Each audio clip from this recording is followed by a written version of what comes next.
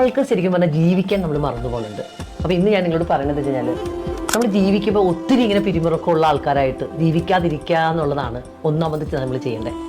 കാര്യം പ്രായത്തേക്കാൾ കൂടുതൽ പ്രായം തോന്നുന്ന അവസ്ഥയിലേക്കാണ് ഈ ടെൻഷനൊക്കെ എടുത്തിട്ട് ജീവിക്കുമ്പോൾ നമ്മൾ പോണേ. അപ്പോൾ അതിനെന്ത് ചെയ്യുക? എവറി ഡേ ശരിക്കും കുറച്ച് സമയം നമ്മൾക്ക് വേണ്ടിയിട്ട് മെഡിറ്റേഷനിൽ ഇരിക്കാം. എല്ലാ സമയവും ജോലി ചെയ്യണ അവസ്ഥയിൽ നിന്ന് കുറച്ച് സമയം ജോലി ചെയ്യാതെ വെറുതെ ഇരിക്കുക. കാര്യം ഇപ്പോൾ ആൾക്കാർക്ക് വർക്ക് അറ്റ് ഹോം ഒക്കെ വന്നതോടെ ഏത് നേരവും ജോലി ചെയ്യുന്ന ലെവലിലേക്കാണ് പോകട്ടെ. രണ്ടാമത്തെ കാര്യം എന്ന് പറഞ്ഞു കഴിഞ്ഞാൽ, നമ്മൾ ഭക്ഷണമൊക്കെ കഴിക്കുമ്പോൾ ആരോഗ്യപരമായിട്ടുള്ള ഭക്ഷണത്തിലേക്ക് പോകാം. മൂന്നാമത്തെ കാര്യം വെച്ചാൽ ഈ സെൽഫോണൊക്കെ ഉണ്ടല്ലോ, അടുത്ത മുറി വെച്ചിട്ട് കുറച്ച് നേരം ഫോണിനോട് നോ പറയുക. നോട്ടിഫിക്കേഷൻ്റെ ഒക്കെ ഒരു ഭീഷണി ഇല്ലാതെ, ഫോൺ ഇതൊന്നും ഈ ഒരു സൗണ്ട് കേൾക്കാതെ ഒന്ന് ഇരിക്കാൻ പറ്റിയ ഭയങ്കര സുഖമാണ്. ഏറ്റവും അവസാനത്തെ കാര്യം എന്ന് പറഞ്ഞു കഴിഞ്ഞാൽ, നമ്മുടെ മനസ്സിനെയൊക്കെ വളരെ നന്നായിട്ട് കൊണ്ടുപോകാൻ സത്യത്തിൽ ചെറിയ ചെറിയ വെല്ലുവിളികളൊക്കെ ആവശ്യമാണ്.